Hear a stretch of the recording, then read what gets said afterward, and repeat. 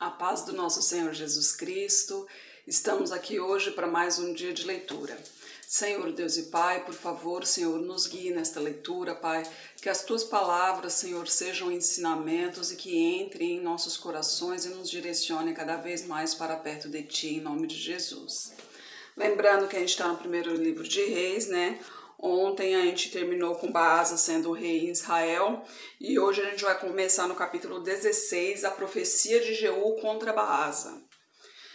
Então veio a palavra do Senhor a Jeú, filho de Anani, contra Baasa, dizendo: Porquanto te levantei do pó e te pus por chefe sobre todo o meu povo, mas tu tens andado no caminho de Jeroboão e tens feito pecar o meu povo Israel, irritando-me com seus pecados, eis que tirarei os descendentes de Baasa e descendentes da sua casa, e farei a tua casa como a casa de Jeroboão, filho de Nebate. Quem morrer dos de Baasa na cidade, os cães o comerão, e o que dele morrer no campo, as aves do céu o comerão. Aqui é um déjà vu, né? Porque com Jeroboão foi a mesma coisa. Deus tinha falado para ele que não ia sobrar descendência dele, que os cães iriam comer os que morressem na cidade e as aves iriam comer os que morressem no campo, né? E aqui no versículo 5, quanto aos mais atos de Baasa, o que fez o seu poder, porventura, não está escrito no livro das crônicas dos reis de Israel? E Baasa dormiu com os seus pais e foi sepultado em Tirza, e Elá, seu filho, reinou em seu lugar. Assim veio também a palavra do Senhor pelo ministério do profeta Jeú, filho de Anani, contra Baasa e contra a sua casa, por causa de todo o mal que fizera aos olhos do Senhor, irritando-o com as obras de suas mãos, para ser como a casa de Jeroboão, e porque o havia ferido.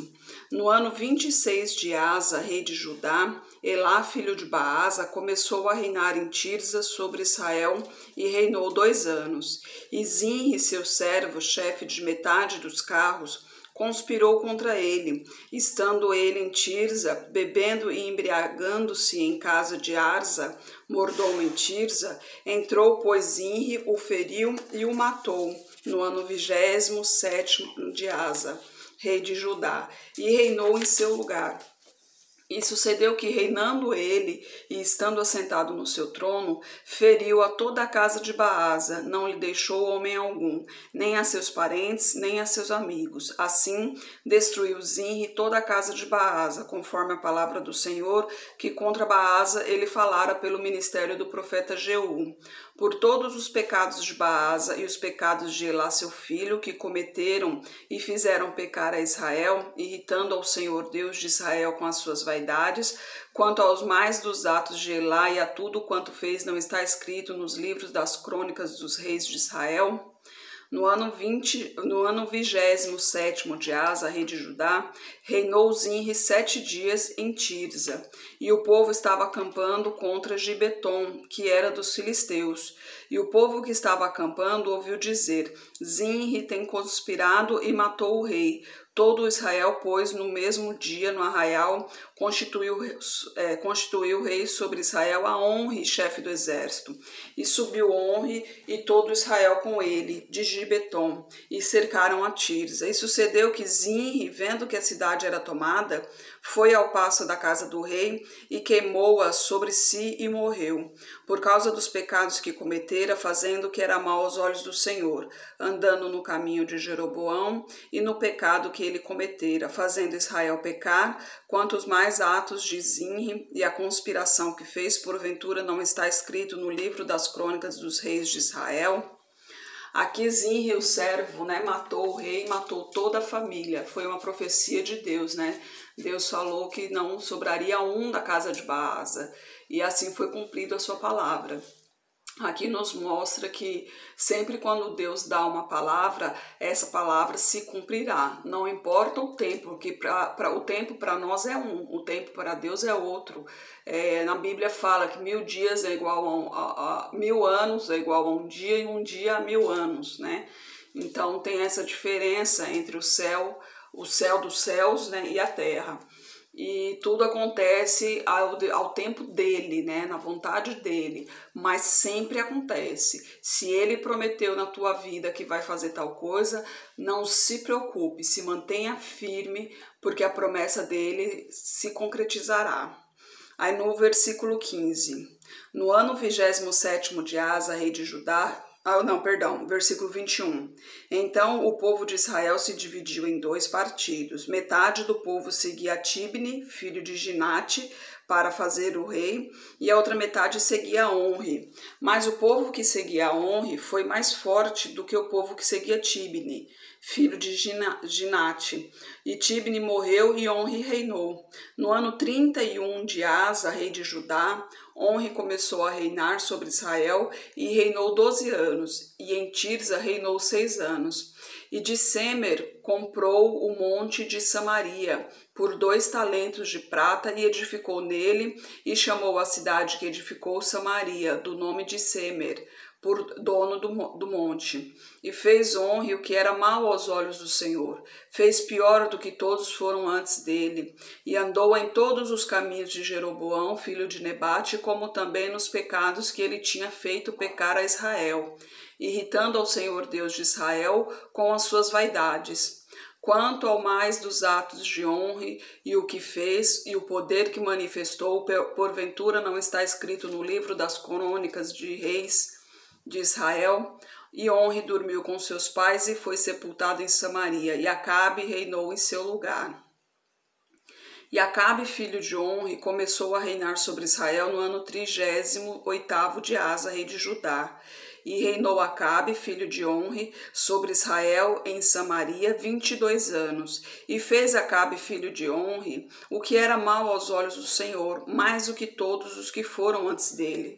Vocês podem perceber que todos aqui, cada geração que vem acaba sendo pior, né? A tendência para o mal vai aumentando cada vez mais. Então a gente tem que tomar muito cuidado, porque a gente tem os mandamentos para seguir e muitas vezes a gente segue o exemplo dos pais. Então, principalmente quem tem filhos, pense muito bem antes de você fazer qualquer coisa, falar qualquer coisa, porque você é um exemplo para o seu filho. Então ele vai ver você fazendo, ele vai querer fazer igual. Você é o super-herói dele, você é o Deus da terra, vamos dizer assim, porque para a criança não existe mais ninguém além dos pais. Então eles têm os pais como exemplo. Temos que tomar muito cuidado, pois as crianças são muito suscetíveis, né? Eles aprendem com muita facilidade. Então o meio por onde eles andam, os nossos amigos, o meio de adultos ali, tem que se comportar muito bem para que sejam de exemplos para as nossas crianças. Afinal de contas, o futuro pertence a elas, né? E no versículo 31. E sucedeu que, como se fora pouco andar nos pecados de Jeroboão, filho de Nebate, ainda tomou por mulher a Jezabel, filha de Etibaal, rei dos Sidônios, e foi e serviu a Baal e o adorou. E levantou um altar a Baal na casa de Baal, que edificara em Samaria. Também Acabe fez um bosque, de modo que Acabe fez muito mais para irritar ao Senhor Deus de Israel do que todos os reis de Israel que foram antes dele. E em seus dias, Iel, o Betelita, edificou a Jericó. Morrendo Abirão, seu primogênito, afundou. E morrendo Segube, seu último, pôs as suas portas, conforme a palavra do Senhor, que falara pelo ministério de Josué, filho de Num. Esse Josué é aquele que entrou na Terra Prometida, né? Na época foi dito que isso iria acontecer, né? Que Iel iria edificar Jericó, iria fundar a cidade de Jericó, e o tempo exato em que isso ia acontecer, né? As profecias de Elias no capítulo 17. Então Elias, o tisbita, dos moradores de Gileade, disse a Acabe: vive o Senhor Deus de Israel, perante cuja face estou, que nestes anos nem orvalho nem chuva haverá, senão segundo a minha palavra. Depois veio a ele a palavra do Senhor, dizendo: retira-te daqui, vai para o oriente e esconde-te junto ao ribeiro de Querite, que está diante do Jordão. E há de ser que beberás do ribeiro, e eu te tenho ordenado os corvos que ali te sustentem. Então fez conforme a palavra do Senhor e habitou junto ao ribeiro de Querite, que está diante do Jordão. E os corvos lhe traziam pão e carne pela manhã, como também pão e carne à noite, e bebia do ribeiro. E sucedeu que, passados dias, o ribeiro se secou, porque não tinha havido chuva na terra. Olha só que maravilha, né? Deus ordenou que Elias se retirasse ali da presença de todos, porque ele levou a palavra do Senhor que não iria haver chuva, né, nem orvalho. Então, obviamente, quando o tempo começasse a secar mesmo, a aparecer, quando se concretizasse as palavras, com certeza procurariam Elias para que ele orasse a Deus e fizesse voltar a chover, né? Ou até mesmo alguns não iriam acreditar em Deus, iriam acreditar que ele, tipo, amaldiçoou o povo. A criatividade do ser humano é muito grande, né? Poderia acontecer muitas coisas. Então Deus fez o quê? Pediu para que ele se retirasse. E ele se retirou para uma caverna onde não fosse achado por ninguém. E lá os corvos, imagina só, aves, levavam a ele o pão de cada dia, a carne para acompanhar o pão, e o ribeirinho ali, ele usava do ribeirinho ali para matar a sua sede, coisa maravilhosa, né? Aí a viúva de Sarepta, no versículo 8. Então veio a ele a palavra do Senhor e dizendo: levanta-te e vai para Sarepta, que é Sidom, que habita ali. Eis que eu ordenei ali uma mulher viúva que te sustente. Então se levantou e foi para Sarepta. E chegando à porta da cidade, eis que estava ali uma mulher viúva apanhando lenha. Ele a chamou e lhe disse: traze-me, peço-te, numa vasilha um pouco de água que beba. E indo ela a trazê-la, ele a chamou e lhe disse: traze-me agora também um bocado de pão na tua mão. Porém ela disse: vive o Senhor teu Deus, que nem um bolo tenho, senão somente um punhado de farinha numa panela e um pouco de azeite numa botija. Vê que apanhei 2 cavacos, e eu vou prepará-los para mim e para o meu filho, para que o comamos e depois morramos. Imagine a tristeza dessa mulher, né? Ela primeiro, com toda a dificuldade que ela estava tendo, mesmo assim, ela serviu a água ao Elias, né? Aqui fala que ela lhe deu de beber. Agora, quando ele pediu pão, aí ela disse: eu não tenho nada na minha casa, a não ser farinha e azeite, e só um restinho. Eu vou fazer o nosso mantimento de agora e depois é só esperar a morte, porque não tem mais, não tem de onde tirar, né? Ela sendo viúva, Deus fala pra gente cuidar dos nossos órfãos e viúvas, né? Porque naquele tempo, principalmente, né, a família inteira dependia somente do homem, né? A mulher cuidava de casa, de cozinhar, de limpar, fazer as coisas, realmente era dona de casa. Então precisava, e como ela não tinha marido e o filho era novo, ele também não trabalhava, então não tinha de onde tirar o sustento, né? Imagine a tristeza dela. E mesmo assim ela serviu a Elias a água, né? E aqui ela conta como que tá a vida dela. Agora olha a reação de Elias. No versículo 13, e Elias lhe disse: não temas, vai, faze conforme a tua palavra, porém, faze dele primeiro para mim um bolo pequeno, e traze-o para mim, depois farás para ti e para teu filho, porque assim diz o Senhor Deus de Israel: a farinha da panela não se acabará, e o azeite da botija não faltará, até o dia em que o Senhor dê chuva sobre a terra. E ela foi e fez conforme a palavra de Elias. Então comeu ela e ele e a sua casa muitos dias. Aqui também ela foi firme, ela foi com fé, né? Ela teve muita fé aqui, afinal de contas, um homem chega e fala: não, você só tem um restinho, mas usa esse para fazer para mim primeiro, deixa eu comer primeiro, depois você e seu filho comem, que nunca vai faltar na tua mesa. Então você acreditar realmente que Deus colocou uma pessoa ali na tua frente, então ela se manteve firme na fé ali. Ela teve fé, acreditou que ali realmente era um servo de Deus e que era a palavra de Deus que estava prometendo a ela que não iria mais faltar o pão de cada dia na mesa dela, né? Aí tanto que fala que comeram por muitos dias, né? Aí no versículo 16, da panela a farinha não se acabou e da botija o azeite não faltou, conforme a palavra do Senhor que ele falara pelo ministério de Elias. E depois destas coisas sucedeu que adoeceu o filho desta mulher, dona da casa, e a sua doença se agravou muito, até que nele nenhum fôlego ficou. Então ela disse a Elias: Que tenho eu contigo, homem de Deus? Vieste tu a mim para trazeres à memória a minha iniquidade e matares a meu filho? E ele disse: Dá-me o teu filho. E ele o tomou do seu colo e o levou para cima, ao seu quarto, onde ele mesmo habitava, e o deitou em sua cama. E clamou ao Senhor e disse: Ó Senhor meu Deus, também até a esta viúva com quem eu moro afligiste, matando-lhe o filho. Então se estendeu sobre o menino 3 vezes, clamou ao Senhor e disse: Ó Senhor meu Deus, rogo-te que a alma deste menino torne a entrar nele. E o Senhor ouviu a voz de Elias. Ó, gente, que maravilha, né? Deus fazendo mais um milagre, já é o segundo milagre em tão pouco tempo e na mesma casa, né? E o Senhor ouviu a voz de Elias, e a alma do menino tornou a entrar nele e reviveu. E Elias tomou o menino e o trouxe do quarto à casa. Então o entregou à sua mãe e disse: Vê que teu filho vive. Então a mulher disse a Elias: Nisto conheço agora que tu és homem de Deus e que a palavra do Senhor na tua boca é verdade.